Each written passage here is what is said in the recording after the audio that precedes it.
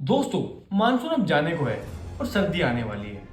और दोस्तों, आपने कभी सोचा है आखिर में ये सर्दी अपने आप आती है फिर गर्मी आ जाती है? आखिर में ऋतुएं चेंज होती कैसे हैं और क्यों होती है? क्योंकि सूर्य तो वही है, सूर्य का ताप भी वही है। आखिर में सर्दी गर्मी पड़ती कैसे है? दरअसल दोस्तों, इसके भी सबसे बड़ा कारण अपनी पृथ्वी का अपनी अक्ष पर झुका होना है।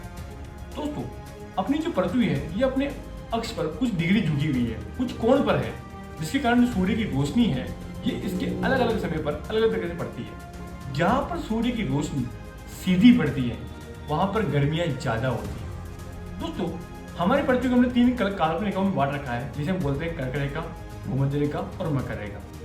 जो कर्क रेखा है उसमें सूर्य की जो रोशनी है वो 21 जून को बिल्कुल सीधी पड़ती है, और यही समय है हमारे जो भारत में या उत्तरी गोलार्ध है उसमें गर्मी होता है। यानी कि जब सूर्य की रोशनी 21 जून को कर्क रेखा में सीधी पड़ती है तो उस इलाके के आसपास में गर्मियां होती है, यानी कि हमारे भारत में।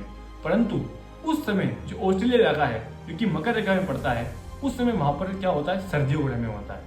परंतु जब 22 दिसंबर आता है तब सूर्य की जो रोशनी है वो सीधी पड़ती है मकर रेखा पर, और इस समय ऑस्ट्रेलिया में होती है गर्मी और हमारा आ जाता है सर्दियों का मौसम। दोस्तों, यही कारण है सर्दियों गर्मी आने का कि अपनी पृथ्वी अपने अक्ष पर झुकी हुई है और जो सूर्य की रोशनी है वो अलग अलग समय पर अलग अलग जगह पर अलग अलग तरीके से पड़ती है।